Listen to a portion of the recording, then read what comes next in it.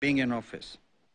The import of this statement by the Ruto administration is that this government is committed to collecting taxes from the suffering masses to give a lifeline to big manufacturers of food and non-food items. The question to ask is, who are these producers going to be selling their products to, since the ordinary Kenyan can hardly afford a simple meal? Why has the hustler, quote-unquote, narrative disappeared so soon? In a blatant but ill-advised move to placate the judiciary and further weaken the legislature, the president has done the unthinkable. He has purported to allocate the judiciary some token funds to ostensibly move forward the agenda of an independent institution. This is a mockery of the basic intelligence of consumers of justice and must be seen for what it is. Financial and operational autonomy of the judiciary cannot and will not be guaranteed by tokenism. It can only be assured by creating an environment that guarantees clear separation of powers between the three arms of government. And whereas funds are necessary for effective dispensation of justice, it is not the business of a president acting in isolation to allocate funds to the judiciary. Appropriation of funds to public institutions is a constitutional mandate of Parliament. The president must tame his appetite for throwing money at institutions to buy friendship. He must keep up the judiciary and let the legislature do its work. As part of the Ruto administration's vindictive agenda, plans have already been initiated to hound out of office the 4 IEBC commissioners, namely Juliana Cherera, Francis Wanderi, Irene Masit, and Justice Nyang'aya, plus the Deputy CEO, very hard-working Madam Ruth Kulundu, for refusing to toe the line. We totally condemn this brazen act of witch hunt and demand that the President and his agents leave those officers alone.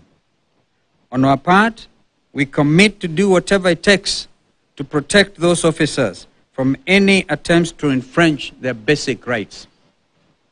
We have noted several cases of disproportionate allocation of nomination slots for MCAs to political parties across the country.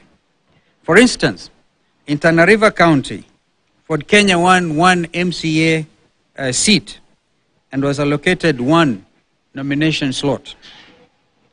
In the same county, Wiper Democratic Movement won 2 MCA slots, but was not allocated any nomination slot.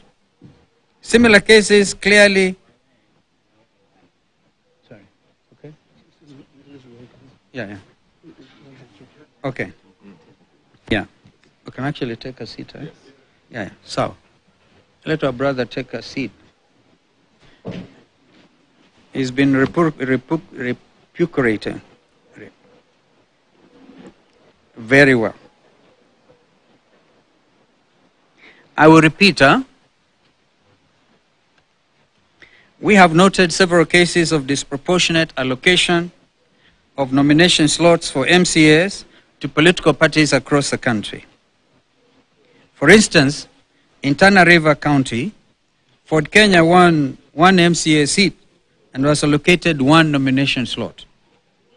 In the same county, Wiper Democratic Movement won 2 MCA slots, but was not allocated any nomination slot. And I think this list is growing by the day. We have seen cases of people without the necessary qualification. Saw it in the media today. Some cooks are given positions. And I think it is important we also, whereas our cooks are very important, they give us food. But I think that it's good to allow them to pursue that line so one can become a chef and even get international jobs. But to give them legislative responsibility, I think is diverting their strong attributes. Similar cases clearly designed to disadvantage Azimio Oka abound across the country. And here I can also mention that Jubilee in the Senate won five slots, and they were given one nomination slot. And if you are to round up a 0.7, I'm told they are taking this matter elsewhere in court, which is appropriate.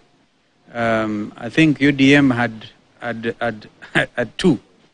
There are two, and they got a slot. So you wonder what is really happening with IBC. Is it business as usual? Several attempts to have dialogue with the IBC to resolve these issues have not been successful. We demand that the IBC moves with speed to correct those anomalies, failure to which we shall be forced to take our own action to have the situation remedied. We have had with consternation pronouncements from the Order Brigade calling on the DCI to keep off public offices and retreat to their headquarters. Apart from interfering with independence of the National Police Service, we take such edicts to mean the room is now being officially created for looting of public resources to go on without hindrance.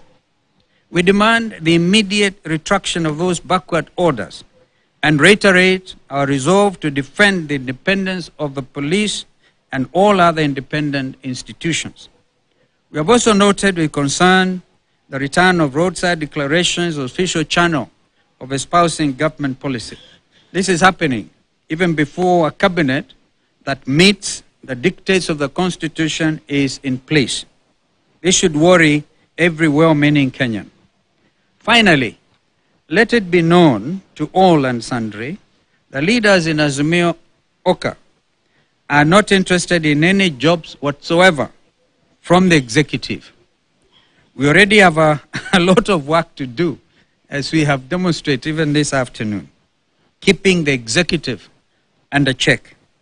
And truth be told, the insinuation from a section of Kenya Kwanza leadership that legislators allied to them are in government any more than those allied to Azimio Oka is a demonstration of lack of understanding of the basic principles of Constitution 2010 on their part. The legislature is an arm of government, and all legislators have a constitutional mandate to oversight the executive arm of government. In conclusion, we now have the pleasure to unveil the leaders of Azimio la Umoja One Kenya Coalition Party in the 13th Parliament. At the level of the National Assembly, we announce the leader of majority as Honorable Opiyo Wandayi. We announce Deputy Leader of Majority, Honorable Robert Mbui. The Chief Whip, Honorable Junet Mohamed. Deputy Chief Minority Whip, Honorable Sabina Chege.